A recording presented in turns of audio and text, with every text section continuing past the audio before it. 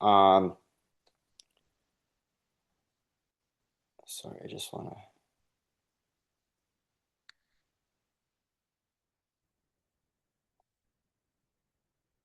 Oh, sorry, guys.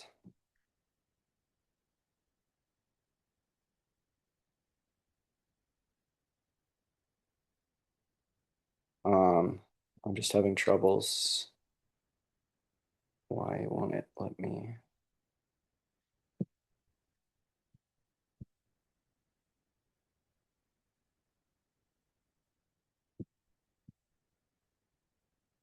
Let's try that again.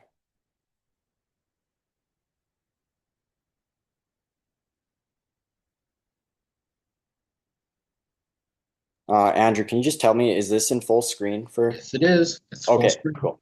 Okay, perfect. So yes, history of streetcars in Edmonton. So first, a little quick introduction about myself. I've lived in Edmonton for almost 10 years. I'm an avid rail fan and railway historian.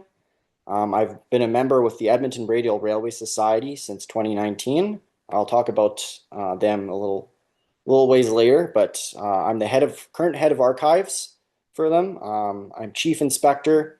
I'm a motorman. I help out with the social media side of things, and I help with restoration work when I can. Um, I've traveled by rail in Canada, France, Switzerland, England, Wales, and Germany.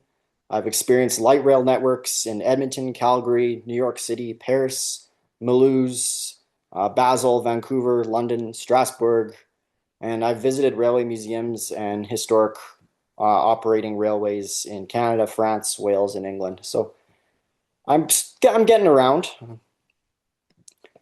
So yes, so before we talk about um, streetcars in Edmonton, I just want to give a bit of background about Edmonton. Now, Edmonton has, over the course of its history, absorbed surrounding communities as it grows. The most prominent city to be absorbed was Strathcona, which was situated directly on the south side of the North Saskatchewan River. The two cities amalgamated in 1912. So these maps showing here are before that amalgamation. Um, Edmonton got its start as Fort Edmonton, which you can see on the left there. That is the third version, the final version of Fort Edmonton, which was built by the Hudson's Bay Company. The town gained rail access via the Edmonton, Yukon, and Pacific Railways line across the low-level bridge. Um, that was at first known as the Edmonton Bridge. The Edmonton Yukon Pacific was one of many railways started by Mackenzie and Mann, if that name sounds familiar, and it amalgamated with the Canadian Northern Railway in 1909. And that photo on the right is the first train to cross the low-level bridge.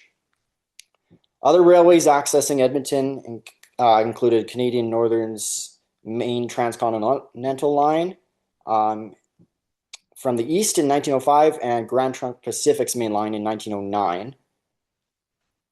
And yeah, just the left picture there is the Edmonton Yukon Pacific station, and the right picture is the first Canadian Northern train into the city of, or the town of Edmonton at that time. Or wait, no, it was city. Um, Strathcona on the south side started as a railway town site for the arrival of the Calgary and Edmonton Railway in 1891. And that's the picture you see on the left is the first train into that station. And they basically right away after completion leased to the Canadian Pacific Railway for 999 years. So they still got a ways to go with their lease. Uh, and originally, Canadian Pacific used Canadian Northern's line across the low-level bridge to get to Edmonton proper until 1913 when they finally constructed their own bridge over the river. And 2 years after amalgamation, streets were finally renamed to eliminate confusion and create consistency on both sides of the river. Strathcona on the south side used the system of having a main street and avenue and going up and down on either side. So Fifth Street West and Fifth Street East, whereas Edmonton started with First Street in their center and went up one way And then the other way, they just had named streets and avenues, and it was very confusing. So the Edmonton Radial Railway. 1893 marked the year for the first ordinance to construct a tramway in Edmonton. Nothing really came of it. There was a few other private ownership proposals, nothing still successful for the next over a decade. Meanwhile, on the south side of the river, you had the Strathcona Radial Tramway Company that formed, and in 1907, they were granted permission to build streetcar lines in the area. So this kind of pushed Edmonton to pass the Edmonton Radial Tramway Act, and council finally decided to make it municipally owned as opposed to private. Track line began in 1907, first kind of at the same time that they were paving the first streets in Edmonton. But after they were done with the track laying, it kind of remained dormant for a while. And that was until July of 1908. And that's when City of Edmonton purchased the Strathcona Radial Tramway with the promise of having an interurban line cross the river to serve the city of Strathcona. This amalgamated operation became known as the Edmonton Radial Railway. Now, originally, they had proposed a belt line system for moving passengers, but with the decision to go with the radial design, it influenced the rolling stock design. This meant double-ended semi-convertible cars, and they went with the Ottawa Car Company based off of a cheaper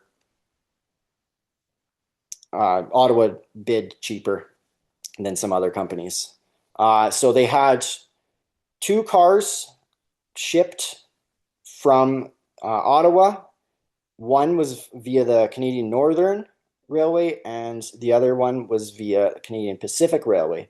Basically, Canadian Northern wanted to convince customers that they were equally as quick as Canadian Pacific with their transcontinental line, but the two segments of Canadian Northern hadn't been attached yet. There was a ship you needed to take cargo or passengers across a ship in Ontario.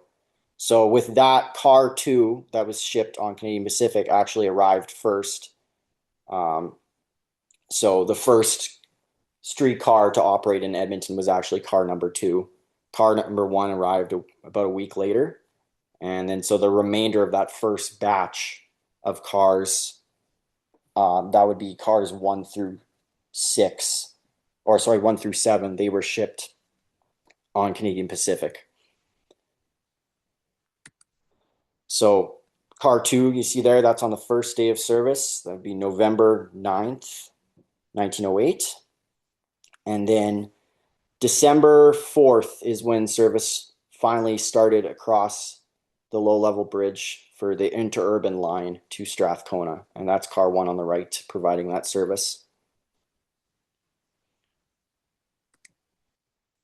The first, it was 5-cent fare was introduced, remained 5 cents until 1918, and no transfers were really a thing until April of 1909. So that kind of made passengers happy of not having to pay a separate fare every time they switched to the interurban line, and then pay another fare for going to the city of Strathcona. 1909 is also when they introduced the pay-as-you-enter cars with another batch of cars that I will talk about later.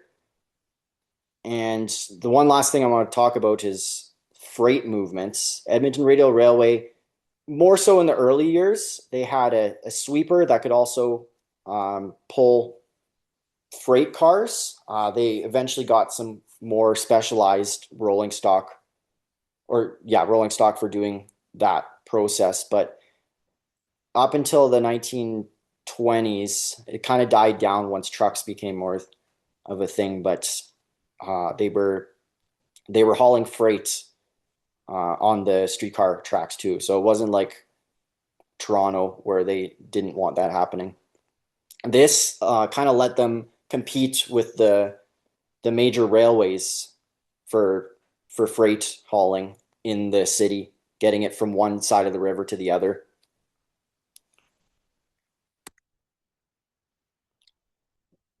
So the 1910s saw the first single-ended cars introduced, which meant that Ys and turning loops had to be built. And the other thing with Edmonton is it's a little cold up here in the winter. And the original cars had electric heaters. These either failed or were not reliable enough to keep people warm. So starting around this time, Peter Smith electrically driven forced air coal heaters were trialed, and upon success, they were installed on all cars going forward and retrofitted into the cars that weren't originally delivered with them. You also had the introduction of a union, the Amalgamated Association of Street and Electric Railway Employees of America, Local Division 569. This was important for a strike that happened a little later. Now, I want to quickly touch on routes and route markers.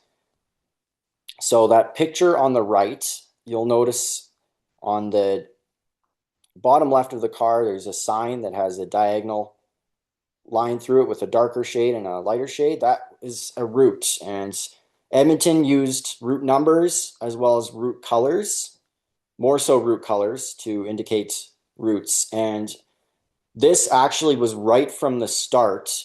The interurban line had a light in the upper monitor window area and a red plate of glass to indicate that it was an interurban car so that people would know whether it was going across the river or not.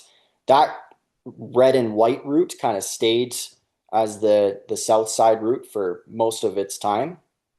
And then other colors, and that the colors were kind of formalized starting in 1912, and you had cars equipped with proper color signage for both in the day and the night. You can see on top of the car there's two lights that can be rotated with different colored lenses for indicating route colors.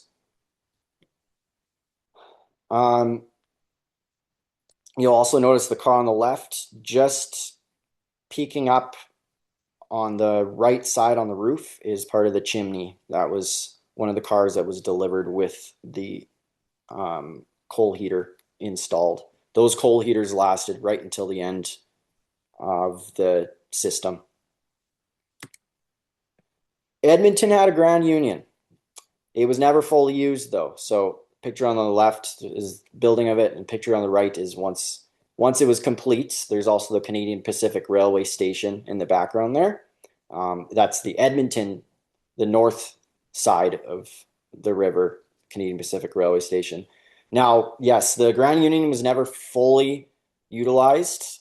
Tracks never used the north portion of 109th Street. However, there was some freight services that made use of that trackage.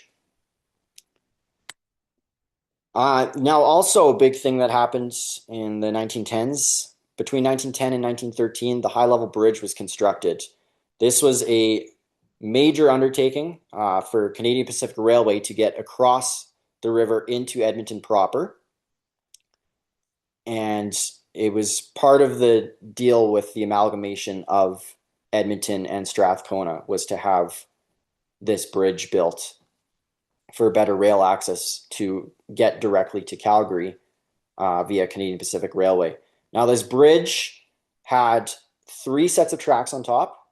It had the Canadian Pacific Railway down the center, and on either side was the streetcars, Edmonton Radial Railway. Below, on the below deck, was automobile traffic, 2-way originally, and then there was also sidewalk for pedestrians. So 4 modes of transportation. And that bridge still exists. I'll talk about it a bit later, but we run streetcars on it now. And there you can see the completed bridge. So another important thing to mention with this bridge is that since streetcars ran on the outside, when the first single-ended cars were delivered, they only had doors on one side, and so the procedure of running right hand side across the bridge became a little dangerous because the doors would open. And in the event of emergency, if you had to get people out, they were stepping right off the bridge then. So in 1918, they put crossovers on either side of the bridge, and then from there on out, streetcars ran left-hand side across the bridge. And that's what you can see in the picture on the right there. Now, one other thing that happened in the 1910s, there were a lot of incidents. This one I like to point out because it's very interesting. Nobody died in this one. The icy rail conditions caused a switch to freeze and causing this streetcar to plummet into the ravine. And one of the funniest things is one of the passengers in the car after the incident didn't stay at the scene because he was, quote, late for work, so he had to get going. So he just walked to work from there. But that car did not survive. It did not get rebuilt. The line that it ran on was also not frequently used. It was actually the first fully abandoned line to get replaced with a bus service, and that happened in 1932. The last thing I want to mention is there was kind of along the same time as the tracks were reversed for the high-level bridge, Canadian Pacific Railway installed a tunnel. Now that tunnel, we're kind of uncertain on the date that it was put in place. Some sources say 1913, some say 1917, 1918. But yeah, and that tunnel is still there to this day. It was extended in the 1960s for an apartment building that sits on top of it now. Now, the 1920s and 30s,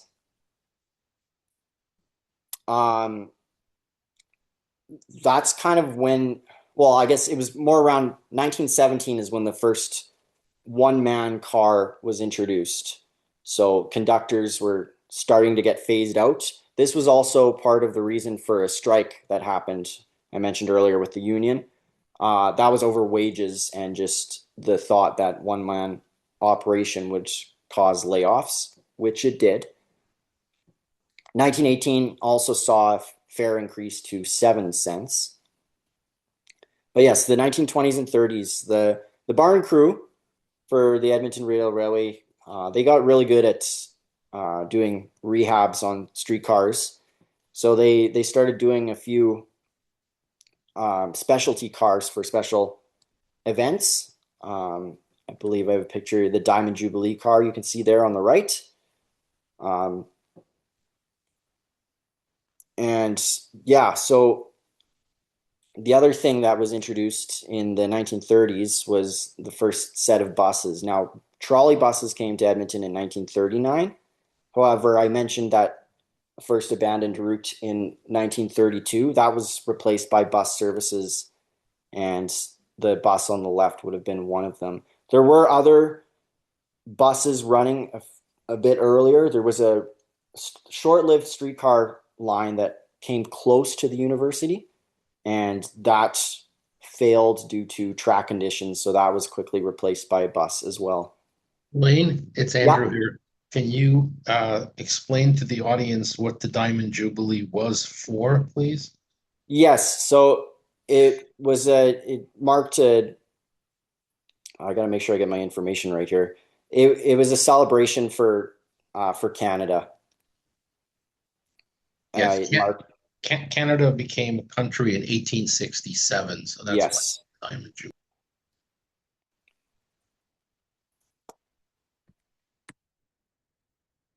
Moving on to the 1940s, you'll notice that car, the streetcar on the left there. Well, I guess it's the only car in the picture, but that streetcar on the left, that was part of the final batch of cars delivered. I'll talk about those in a bit. Also, I want to quickly say in the 1930s, or 1935 specifically, the fare was returned to 5 cents, making it the cheapest fare in North America, tied with Regina, San Francisco, and Rhode Island systems. But it returned to 5 cents, and that lasted until the 1940s. Now, in the 40s, of course, with World War II, this saw an increase in both population and streetcar usage. Edmonton was the gateway to the north for Alaska, so we had a big military presence in World War II. At one point, the city center airport was the busiest airport in the world. So, and they were also building aircraft at a place near the airport, and they had a specific line that actually looped to that aircraft uh, repair facility. So that's what you see with the picture on the left there with the aircraft loop sign. So that was a special run that was done for employees. On the right there, you see with the introduction of trolley buses that more overhead was strung out for shared service with trolley buses and streetcars. Another thing that you got in the 1940s with World War II was conductorettes. Now, the conductorette story is really cool, but also kind of sad. Conductorettes were introduced to help with busier passenger on the busier runs. They were, if you look at the streetcar on the right, you'll notice the V in the window. That indicated that there was a conductorette on board, meaning you could board from the back door and the conductorette would take your money or ticket. Now, this lasted for the duration of the war, but as soldiers started returning and wanting their positions back with the Edmonton Radial Railway, they were granted those positions. So conductorettes who had originally been promised the chance to learn how to become motormen or motorwomen, in their case, that was kiboshed, which is the sad part for it. They were offered other positions such as switch tenders at Wise, but that did not last long before they were laid off.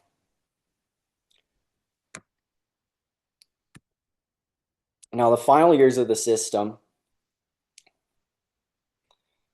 in the late 40s, with there being so much trolley buses now along with streetcars, they finally decided to update the name from the Edmonton Radial Railway to the Edmonton Transportation Service.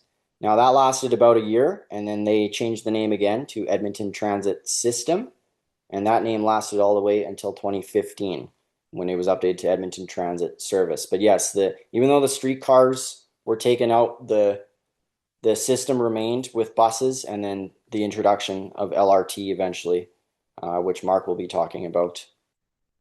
But the final years, yes, so you had streetcar bodies being sold off. Basically as much of the usable parts were stripped out to keep the other cars running, and the bodies were shipped out to become chicken coops, cabins, granaries, whatever the owner desired. There was also an isolation of a portion of the system in the late 1940s, and that's what you can see on the right. So one of the streetcars was turned into a waiting room, and they had 5 cars to operate this isolated portion of the line, as well as a sweeper to maintain it in the winter. Now, the final trip was September 1st, or sorry, technically September 2nd, 1951. There was a trip that taken with car number 1, which you can see is being prepped for on the left, and it was taken across the high-level bridge to the southern terminus, and then everybody got off and went on a bus to the new bus barn that was opening the same day. And then so service continued on the streetcar network into the early morning of September 2nd. At its peak, Edmonton had over 90 kilometers of streetcar track, 86 total passenger cars, but only ever 78 at the same time between a few that didn't survive due to incidents or were sold to other railways, and 10 non-revenue streetcars. So, roster, talking about the different cars. The original first six cars were built by Ottawa Car Company. On the picture on the left is what they looked like upon arrival. That picture was actually taken in Ottawa before shipping. So you can see there's no pole on top. But they went through several changes, and the picture on the right is how they looked in the final days. Edmonton went through four liveries. The original livery was kind of a two-tone brown, and that didn't really last long before it was updated to a red and green livery, which you'll see in a bit. And then in the 1910s, to kind of save money, there was the brown and yellow paint scheme that was introduced because brown and yellow paint was cheap. And then the final paint or livery that lasted the longest for sure was the red and cream. That was introduced in the early 1930s. And that's what you can see on the right there with car one. Edmonton had only one single truck passenger car, and it didn't last long. It was originally purchased to be used on the interurban line that I was talking about that ran to the south side, but it was quickly found that it wasn't sufficient and for both the track and just the number of people using that line. So it was converted around 1913 to a line car, and they basically added a platform on top of it. And it stayed like that until the 1930s when the chassis and truck was turned into a weed killer. That's the picture on the left there. And then in its final form, it was a rail grinder. The second big purchase, I say big, but it was only four cars, was from Preston Car Company. Preston is now Cambridge, Ontario. And these were also double-ended cars. They were the ones that introduced the pay-as-you-enter feature that Montreal had started. And again, you can see how they looked like when they were first delivered. Again, that picture is taken before delivery. And then in their final form as single-ended one car operation, although I think that one's double-ended. Some cars were reverted back to double-ended for some of the stub lines. Now, the next six cars to be introduced were again from Ottawa. These were double-ended, very similar to the previous year's Preston cars. And the picture on the right, again, you can see that car was operating on a stub line in its final days. It was converted to single end and converted back to double end. So like I mentioned, those barn guys had a lot of fun with conversions and making their own special cars. The 1911 Ottawa class was the first single-ended streetcar class. They did get a bit of changes made when one-man car operation was introduced. One thing to point out with this class is that since they were single-ended, it meant reversing on Ys. Now, there was an incident where a girl was hit when the streetcar was reversing on a Y and later died due to the injuries. And I just want you to remember that for a future class of car that I talk about. The Prairie Preston class. Prairie Prestons, for those of you who don't know, were Preston built cars that were found on many prairie city streetcar systems. Calgary had them, Lethbridge had them, and they're unique for their arched windows that you can see there. So that was another single-ended class that was introduced, and there was four of those, as well as what I call Ottawa Prairie class cars. Very almost identical to the Prairie Prestons, but just built by Ottawa. They did not have the arched windows.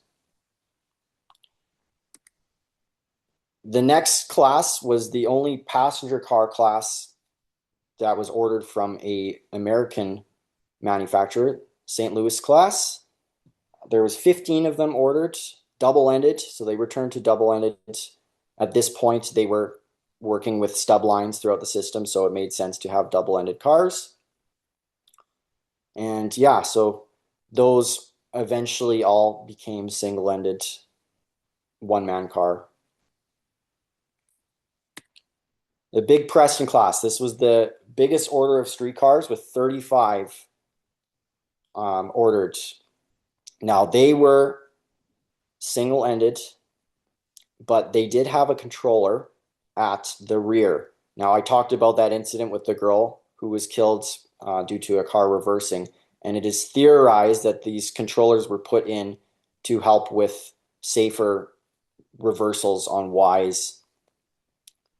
And so these cars, they were called Big Prestons, obviously for their size. They were unique to Edmonton. These things are massive. They are heavy, but they were reliable. And in this picture, you can see this is the rear of a Big Preston. The rear controllers were taken out later when they were fully converted to single end with a bench at the back. And the rear doors became emergency exit doors. But you can see there the controller peeking through the window, the center window. Now there were four Big Prestons that were actually sold.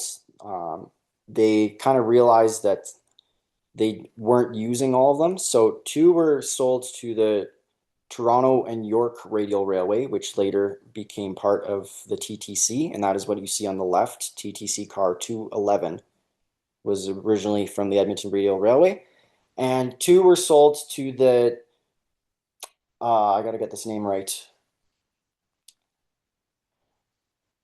Niagara and St. Catharines. No, I'm missing part of that. Andrew, do you know that one?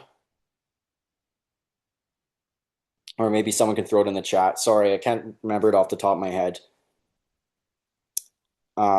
But two cars were sold there that later became part of the Oshawa Railway. If you look closely, you can see the Canadian National Railway written on the cream part right above the windows. So that is when it was in the Oshawa Railway.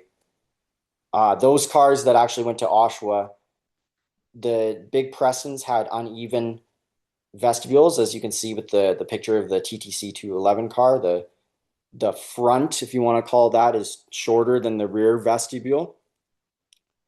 Now, when Oshawa took the cars, they actually made the vestibules the same size, which is a crazy thing to do considering the frame, like it was a steel frame, and the steel frame was part of the sidewalls of the car too, so it was not an easy process to do.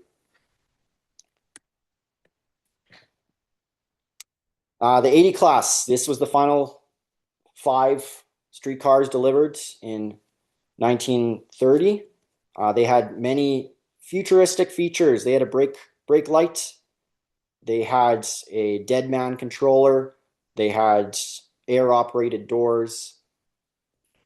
And they actually only ran on one of the routes. They had permanent blue and white painted on the mirror. Now the blue and white route changed where it went, but these cars only ever ran on the blue and white route. Specialty cars. Edmonton had an observation car. This was home built by the Barn guys, and it ran for 5 summers. It was pretty successful. It ran across the high level bridge. It went up north, kind of to all corners of the system. The other fun car was a library car. So you've heard of bookmobiles, buses, but Edmonton did it with a streetcar. One of the Prairie Prestons became a library on wheels, and this would go to the extremities of the system. Edmonton's streetcar network had ran through a lot of forested areas to get to smaller communities that had become part of Edmonton. And so this library car was nice for those people living in those communities. Instead of having to go to the library in the core of Edmonton, the library would come to them. So some sidings were built in various parts for the library car. And then when that portion of the system was isolated in Calder, the library car stayed up there. Sweeper cars, Edmonton had 3 of them. Of course, with winter, you need to keep the tracks clear. You see sweeper number 1 on the left and sweeper number 3 on the right. They were all built by different builders. McGuire Cummins built number 1. Number 3 was built by Ottawa Car Company. And number 2 was home built by the Edmonton Radial Railway. And this is number 2. I wanted to give it its own page because there's a fun action shot of it in the 1940s as well. But those came out in the early hours of the morning to keep the tracks, or get the tracks clean for service.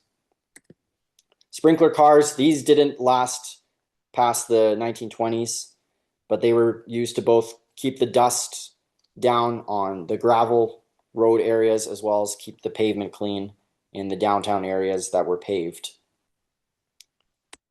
There was a few other service cars. The one on the left is just a wagon that was used to help string up the overhead line.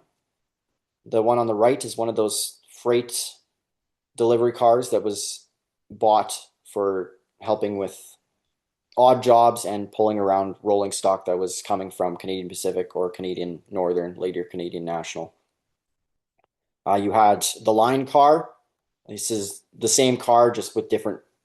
It went to a number change, but it helped string up overhead on the high level bridge and just kept the system going. You had a differential dump car. This was used to help transport bricks and other things throughout the system. Several of Edmonton's buildings were built using bricks from brick yards in Edmonton, delivered by that car, which is pretty cool to when you look at the buildings. And then the final car on the right there was a tool car that was used to carry around equipment for maintenance purposes. And it also had couplings for hauling box cars on the system. Few infrastructure things I want to mention. That picture is of one of the car barns, and in the foreground you can see the sprinkler car parked, as well as one of the substations for the system. Now, I talked about the high level bridge. I like to talk about the low level bridge. I think it takes a shadow sometimes unnecessarily to the high level bridge. Low level bridge was, of course, the first way to get across from Edmonton to Strathcona. It was built in 1899. Tracks were put in a few years later for the Canadian, or the Edmonton, Yukon and Pacific Railway, later the Canadian Northern, and later the Canadian National Railway. And then streetcar tracks were put in 1908. They used a gauntlet track system, which is what you see on the right there, to keep the two railways separate. There were a few instances of streetcars coming up on trains at the other end of the bridge and having to reverse up the hill to let the train through. Edmonton had 3 subways. There was 2 of them were built for the Canadian National Railway downtown, and then the third one was built to go under the Canadian Pacific Railway downtown. The one on lower here on 97th Street still exists. The other 2 have been demolished. Car barns. Edmonton had 3 total car barns, only ever 2 at the same time. The original car barn was the one on the left here, Syndicate Car Barns. There was also a car barn built on the south side just for minor maintenance and car storage. And that one on the south side lasted until the early 1920s. However, the one on the left there was replaced in 1913 with Cromdale car barns. This was a giant streetcar barn, later extended to include trolley buses. And actually, once the streetcars were taken out of service and later LRT introduced, the LRT actually used Cromdale for the first few years of its existence before they got their own LRT barn built. One of the cool features about the Cromdale car barns is that they had two sets of doors. They had an outer and inner. So basically to keep the cold air out in the winter, you'd open up the one set, pull the car into a little waiting area, and then close the inner doors and open the outer doors. And then the picture on the right is just an interior shot of one of the areas of Cromdale. It had many tracks. Now that covers the Edmonton Radial Railway. I do want to quickly touch on another railway that was very short-lived, and that was the Edmonton Interurban Railway. So just north of Edmonton, you have the city of St. Albert. And so the Edmonton Interurban Railway incorporated in 1910 and began service in 1913. It ran between downtown St. Albert and the North Edmonton city limits, which later became Calder. The headquarters for them was just a little ways north of the city boundary. That was kind of actually problematic in the future. But basically, they ran for a year or a little over a year between Edmonton and St. Albert. Had um, they had land agreements made with property holders, such as the case with Summerland, which is what you see on the left there. That is one of the stops. And they had houses built in these areas. And Summerland, for example, had streets with electric lighting and homes and everything. And it was kind of an investment opportunity to have this interurban service. And you can see on the right there the facilities, the car barn. Now, the problem is this interurban car was not electric. It was gas powered.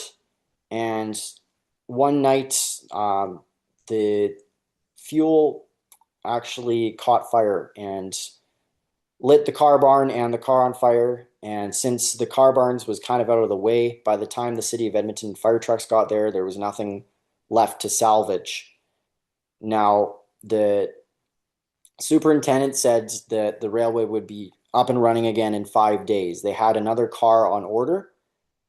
However, after many talks with the city of St. Albert on moving the headquarters into St. Albert and where to put it, and delays with getting the second car shipped, the system never came to be again. So it was very short-lived. The houses that were put up in Summerland were abandoned around 1916. Now, the Edmonton Radial Railway did end up leasing and later purchasing the track in Calder. They never went north of Calder, but this extended their line into the Calder area. Another interesting feature is there was a big hill down into the city of or the town of St. Albert, and to get the interurban car down safely, they had a wire cable was used at the top of the hill and attached to a stationary donkey engine for the steep grade, up and down both ways. Roster. So you see the car on the left there, that was the one they ran. Now the picture on the right is the other car that was soon to be shipped. It either made it to Edmonton and then was right away transferred to another railway, or it was transferred before it arrived. But once after the fire, they decided to switch to electric overhead was the plan. So this car on the left wasn't really needed. So it actually went down south to Lacombe. Now, lastly, I just want to quickly talk about the Edmonton Radial Railway Society.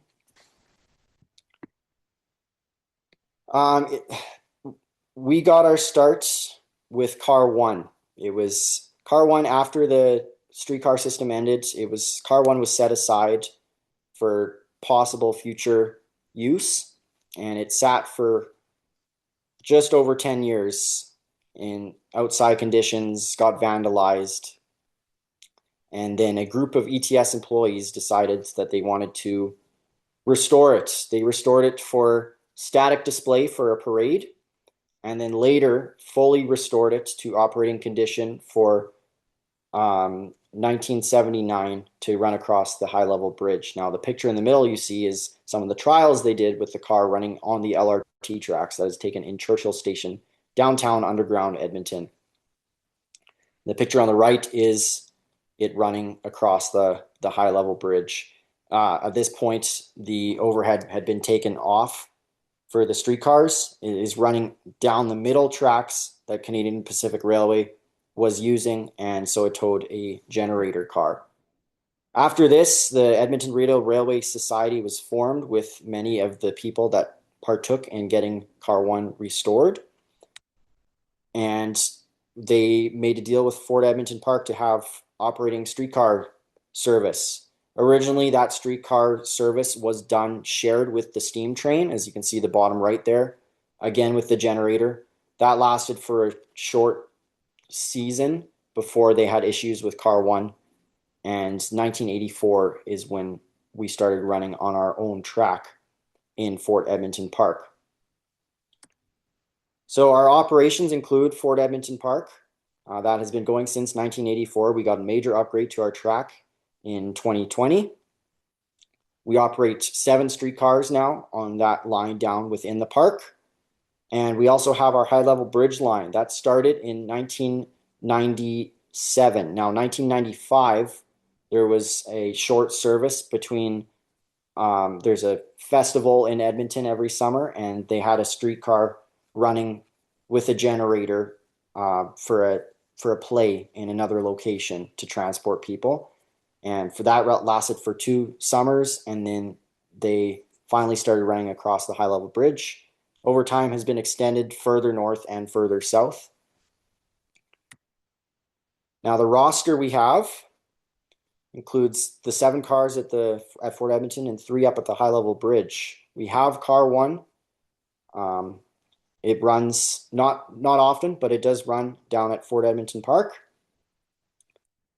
We have Toronto Suburban Railway number 24. This used to be leased from Expo Rail before we outright purchased it a couple of years ago.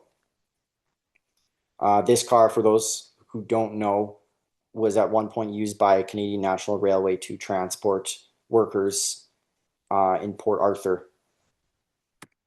Edmonton Retail Railway 42, one of the St. Louis cars.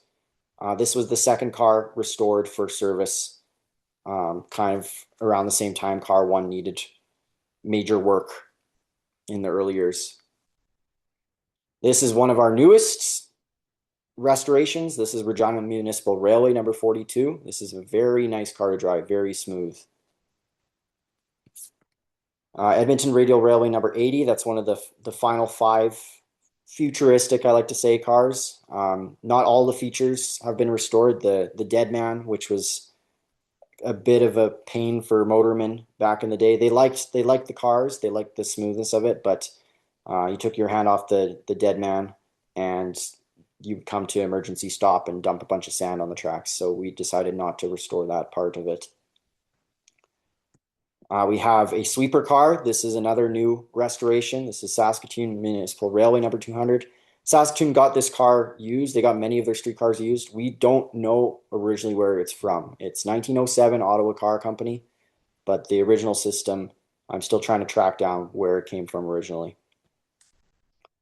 We have a PCC from Toronto. This is one of the ones that was upgraded or retrofitted in the early 90s to run on the Harbourfront line. This car has turn signals.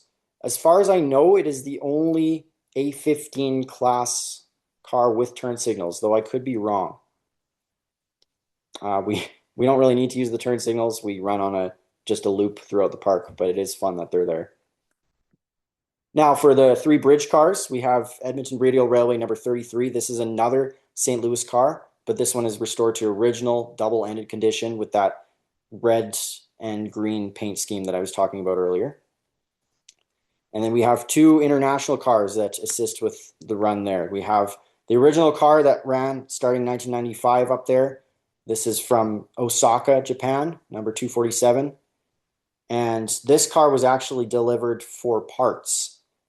But there was a bit of miscommunication and it came fully restored. So we thought, well, we have to run it like this. This car is from 1921, but a lot of the equipment is American when it was upgraded in 1947 after the war. And the final car is a SW6 class from Melbourne, built in 1947 and ran until 1997 in Melbourne. And we've run it since 2006. We got it in 2004, but we had to do a bit of work with wheel profiling. And this is our main car that we use. It takes the biggest load of passengers. So it's our workhorse in the summers for our high-level bridge line. The future. Now, we are restoring a big Preston. Car 65, which you see on the left, it had a bit of an incident. So it's funny that one of the cars that tipped over on its side is now being restored. It's coming along quite nicely. It will go up to the high-level bridge. We are making some changes. Like I said, these cars were single-ended from the start, but we are going to make them fully double-ended so they can operate in either direction. Two poles, two full sets of controllers and brakes at either end, reversible seats. Yeah, if you want further information, you can visit our website, reach out to me on Facebook or Instagram. Like I said, I'm part of the social media team, or you can email the archives email if you have further questions. I know this was kind of very brief. My original slideshow is 200 some slides and it goes into a lot of detail, but I didn't have 3 hours for this presentation. But hopefully you guys enjoyed. And yeah, I'll pass it off to Mark. Hiring is a joint Perfect. CCHF and ERA convention in Edmonton and Calgary, which was September 6th and 9th, 2024. And I'm going to start by dedicating it to the memory of John Delano Thompson. He was a longtime member of both groups. He passed away just before the convention, which I think he would have enjoyed greatly. Okay, so here's a bit about the sponsoring, the people involved, and so on. Now, we have the first two modern systems in North America, Edmonton and Calgary, when they opened, and their current status.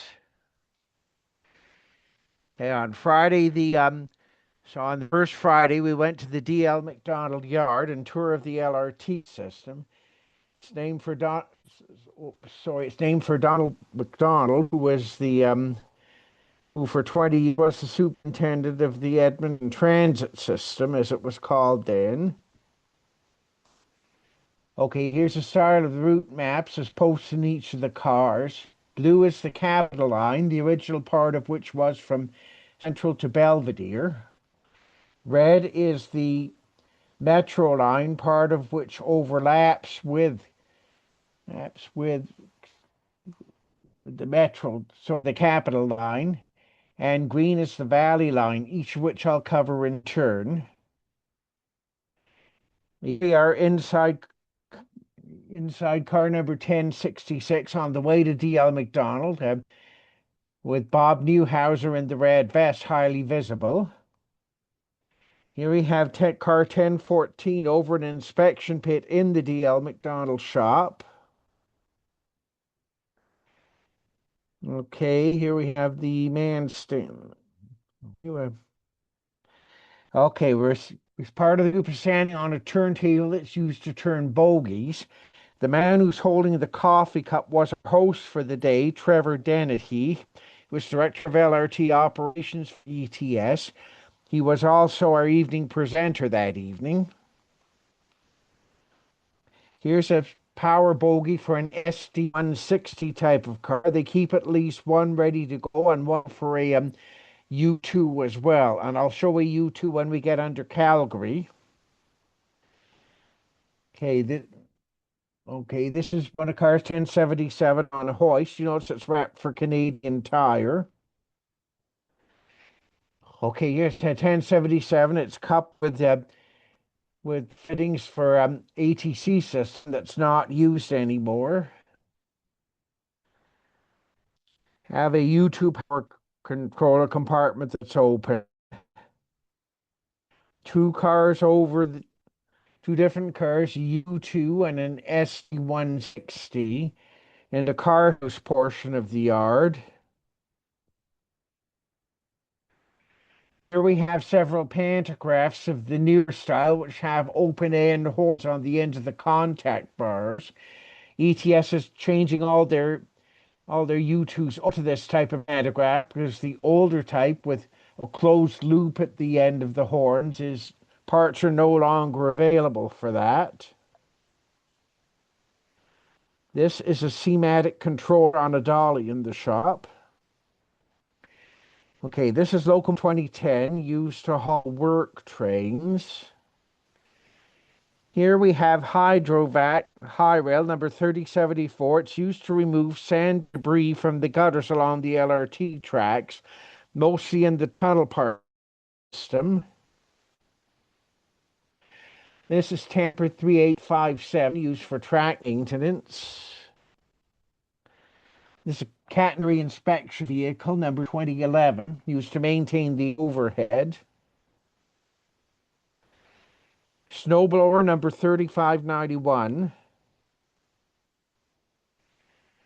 Okay, and now we're about to leave DL McDonald. We're at the service platform where crews are typically changed off. Now we're about to do our tour of the Capital and Metro lines. Here we are at Cronus Station. A close-up of an SD160 seat. You'll notice ETS logo engraved in it. That's one of numerous details that often tends to jump out at me when I'm not consciously looking for them. Now in the afternoon, we have the very first U2 car, number 10 is at the Nate Station. We're looking beyond Nate, northward toward the Latchford Gate extension. Here's the cab bulkhead of U1001. And you see a plaque in there that says high performance vehicle. Mark, That I can tell you Mark, no it's Andrew here. exaggeration. Yes? Can you hear me, Mark? Pardon?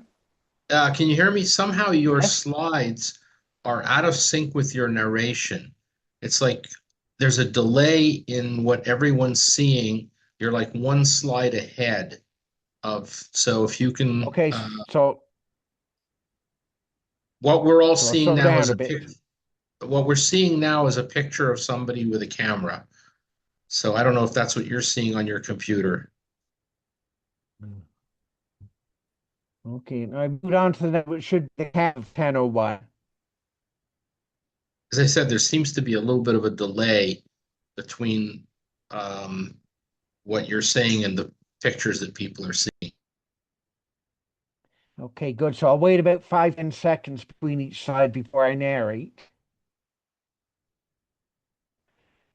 Okay, now we're about to move on to the Valley Line, which goes from 102nd Street to Mill Woods.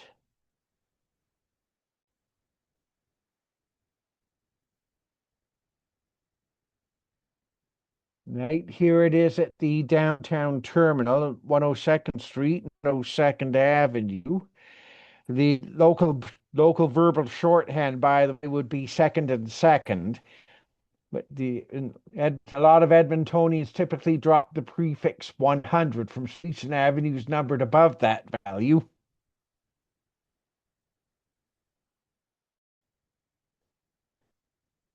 This is a comparative shot between the Valley Line and the Ion in Kitchener, both of which use the Hi, Mark, Bardi-Alstom flex. Mark, Mark, Yes. can you slow down? The slide that we're seeing now is your introduction to the Valley Line, where it's the yellow lettering Valley Line, 102nd to Mill Woods. As I said, there's something that it's taking a long time for the picture to show up. Uh, so just wait when you're as you're narrating it. All right, thanks.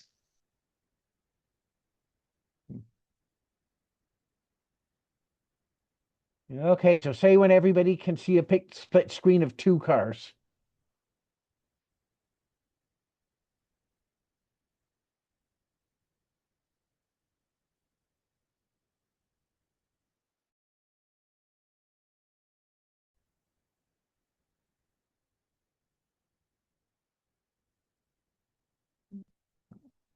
Right, so can everybody see two cars now?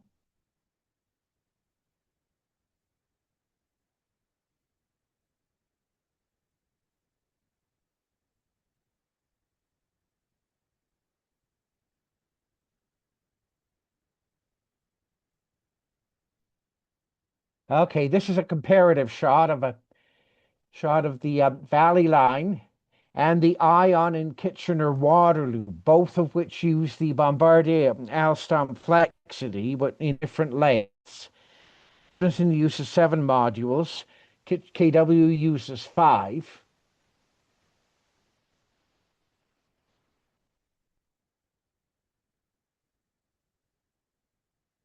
Great, now I'm frozen.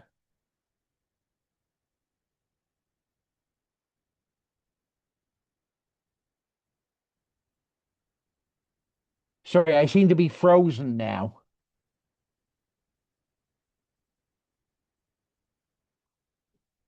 No, I can't advance any further. I'm going to try cycling my mouse on and off a sec. Just take your mouse. If you can't use the page up or page down button on your computer. Okay, good. Sorry, even that's not working.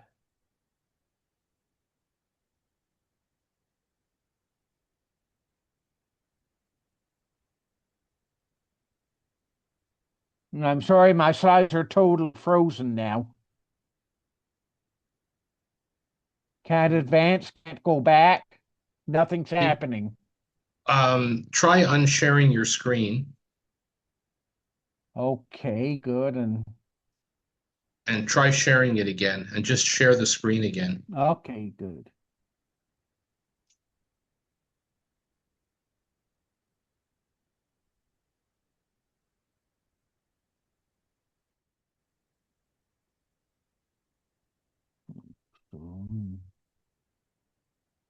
You're back at the beginning of the slide, so you want to go down.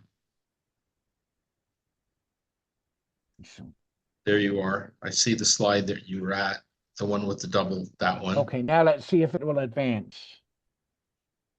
But you want to, yeah, go Okay, from current slide, start from current slide. There. here we are pulling into the Millwoods terminal.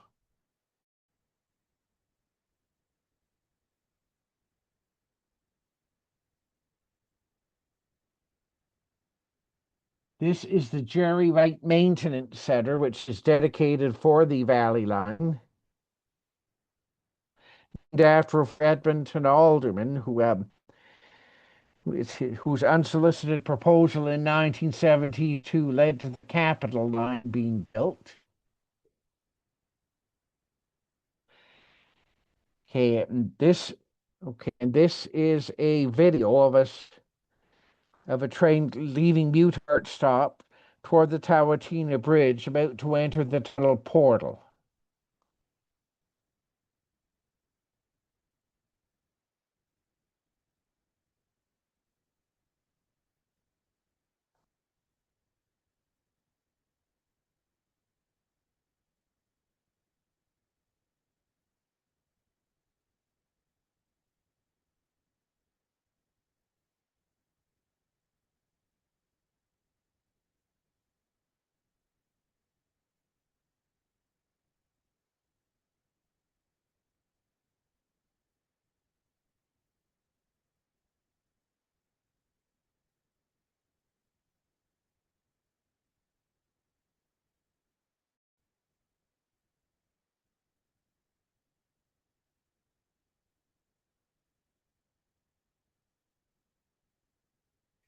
Okay, now has to sync between narration and the slides. Is it any better now? Is this video? No, I'm past video. Now The I'm video, going to regular we're still slides. seeing the video, and it's sort of like one frame at a time. It's not moving. Now we see a picture of what it looks like it's coming out of the tunnel. Yes, it is at 102nd Avenue between 95th and 96th Streets. I'm looking east from the quarter stop. Okay, now the next day we move to September 7th. The high level bridge for Edmonton Park and Valley Line West extensions. Lane has covered that.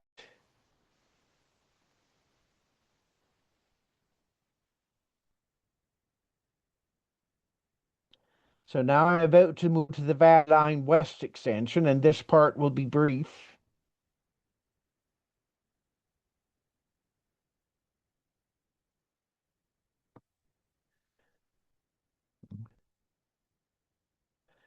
All right, here are some support beams for the elevated part of the line near the West Edmonton Mall along 87th Avenue Northwest.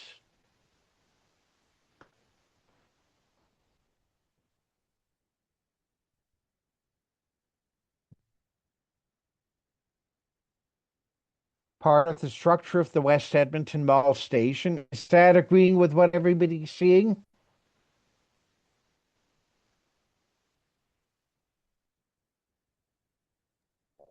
We're seeing the construction. We can see a pier.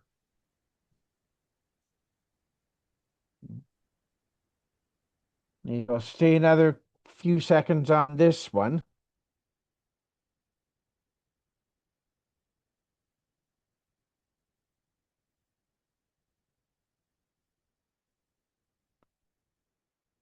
Right, this is the mall itself. You should be able to see the Marshall store there.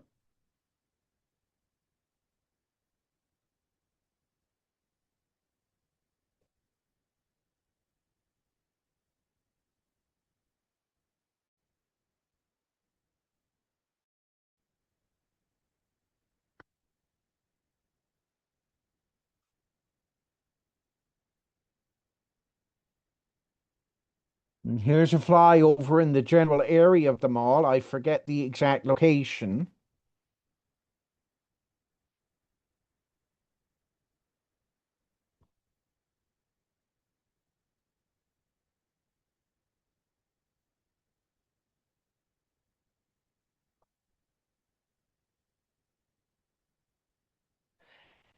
And concluding that day's activities, a four-car SD 160 train crossing the Dudley Menzies Bridge northbound.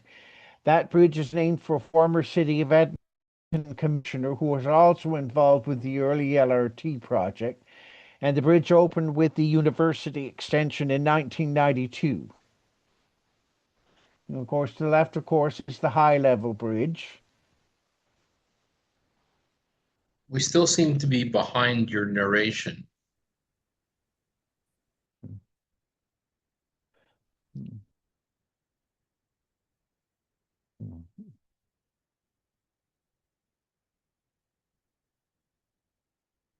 All right. So let me know when the slide catches up, would you? This looks like an overpass with a Jeep underneath it, under construction. Okay, that's what it is.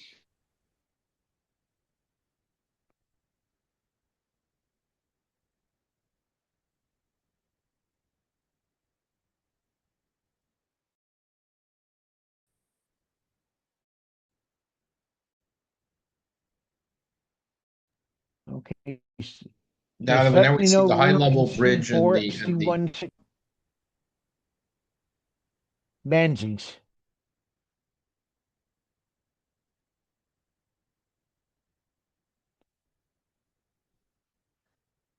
Okay, so next day was the Sunday when we moved to Calgary via a chartered bus, and our first stop there was Heritage Park.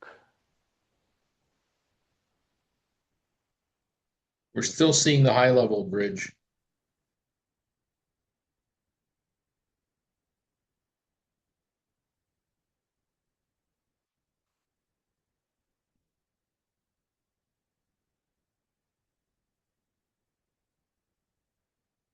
Okay, so let me know when you can see Andrew Station.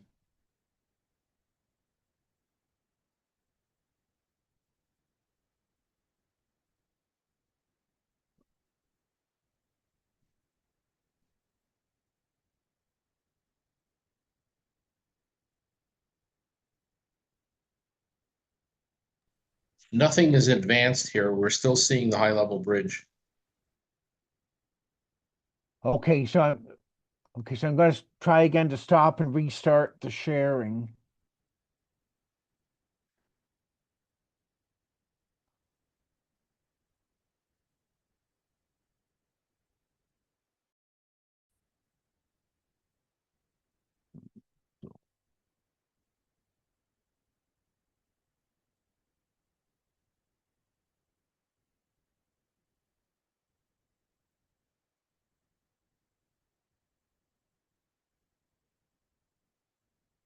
Okay, so can everybody star 14?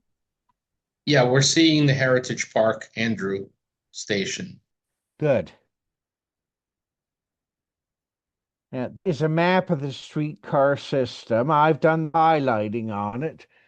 It is from the Heritage Park website. It has the start minion in the parking lot. Then does a panhandle loop of sorts around to Encana Station near Heritage Drive Southwest. And finally to Andrew Station with a short extension beyond to their shop, which we'll see in course.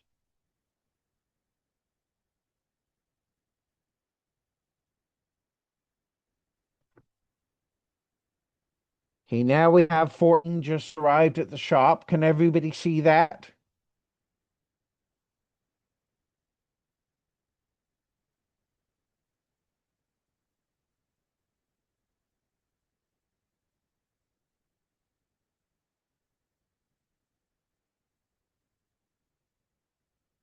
We have a crew member.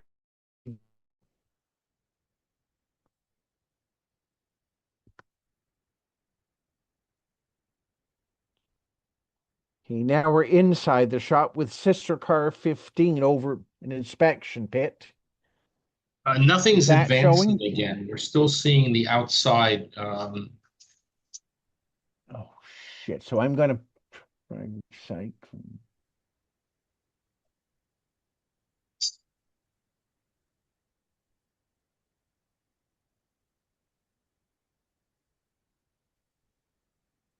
Here.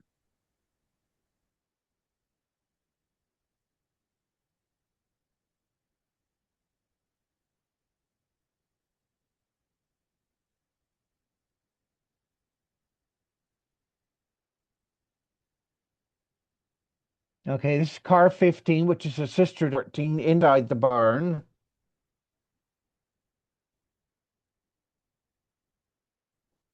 Yeah, table full of parts, men are fabricated.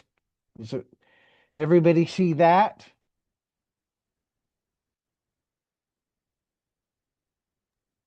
We're seeing the car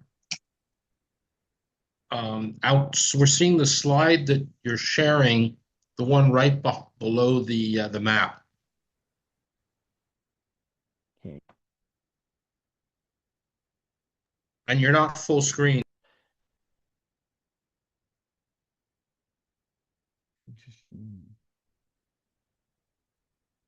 Okay, so I'm going to back up to that one. This is one everybody can see. Somebody helping another person off 14.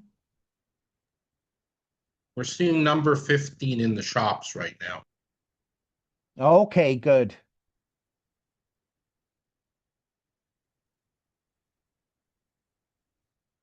Okay, next should be 15 over an inspection pit. Are you seeing that?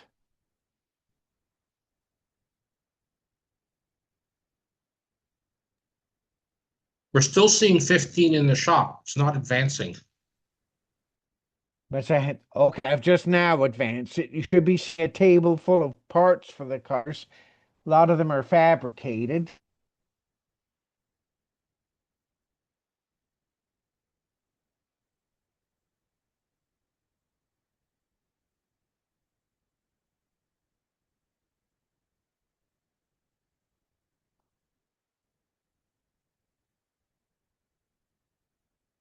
Is everybody seeing the parts on the table? Nope, we're seeing the car number 14 on the outside again. The guy by the door. Oh, God damn it. Okay, I'm gonna try recycling again.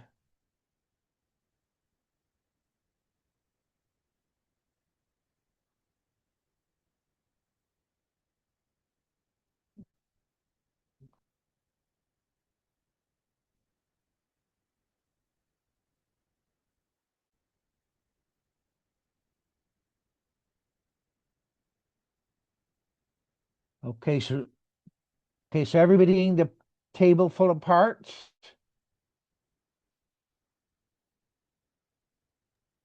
We're not seeing anything. It's just a blank screen right now. No, there's the table of parts. Yes. Okay, good.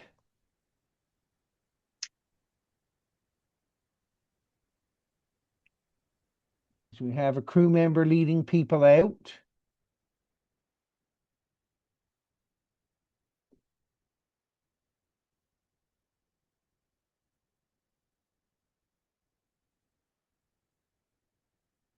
Okay, people inside 14.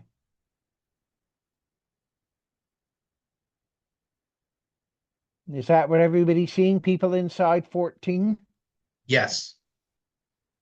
Good. So I'll say it's code for the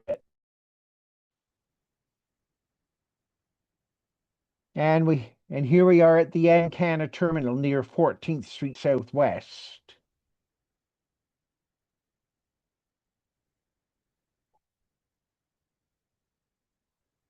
Okay, now we move to the final day of the convention, which was to visit the Oliver Bowen Maintenance Facility and System Tour. Okay, here's a map of the C train system with the red line in blue. The original part was from 8th Street Southwest to Anderson. That opened in 1981. The blue line opened initially from downtown West Kirby, was called 10th Street Southwest back in the day, as far as Whitehorn, and some of them have been extended since. There's our visit to the Oliver Bowen Maintenance Facility, named after former Director of Transportation who managed the construction of the first LRT line.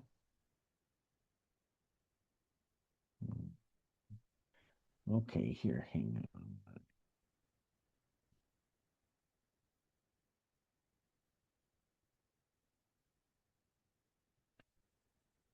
Yeah, our group is at McKnight West Wind Station. We're about to board preserved historic bus number 1046, which was one of the it's a surviving gem New Look.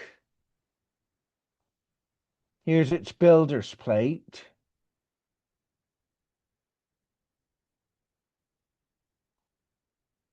You have a bunch of U2s in the car house part of Oliver Bowen. Oh, this one is 2053. This grounding box for the overhead catenary in that part of the shop. Okay, they have very elaborate protocols in both places for the cases for grounding the catenary when they're doing any work on the cars. Right, here's a U2 power bogie, which has a single track shoulder that drive both axles. You see it in the middle. Okay, and unlike the SD160 bogie that had one motor for each axle, we have one of those on Edmonton. The R2101 is the Scout car. It was from one of the two U2ACs from the late 1980s, and the sister car was parted out. The Scout runs over the system every 3 months or whenever the issue is reported, and it can view both the track and the overhead catenary system. Here we have a U2 coupler. It's a straightforward Scarfenberg.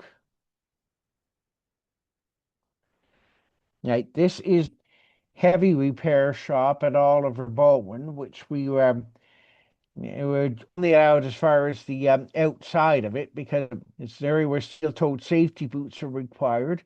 But my impression is it's very similar to its counterpart at DL McDonald. Now we have the group walking towards 2090. Start our system tour. Bit about 2090.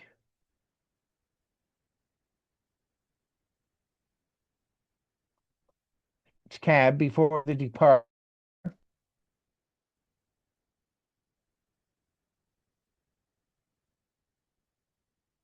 One of our photo stops on the way downtown at Barlow Max Bell Station.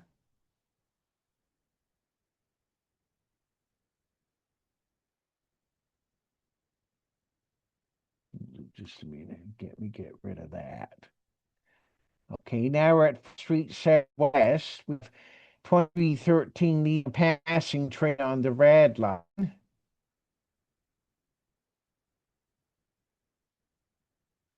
All right, here we have another video. This is taken during the labor at Somerset Bridlewood. Their pantograph is being cycled down and then up so we could get video of it.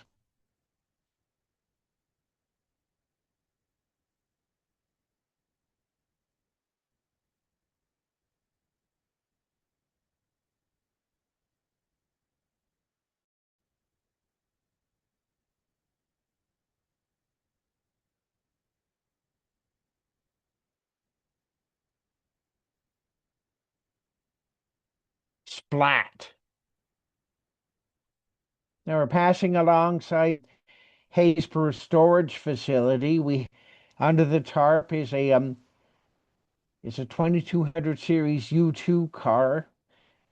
It's either awaiting shipment to Siemens for refurb in Sacramento or being returned from there. Now we made a long photo stop at Earlton Stampede Station.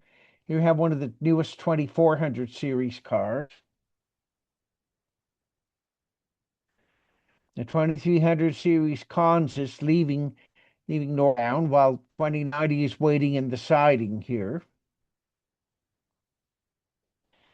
Now we're back at 8th Street Southwest next to the Sandman Hotel, and that's the end of the tour. So just a list of credits here and web links.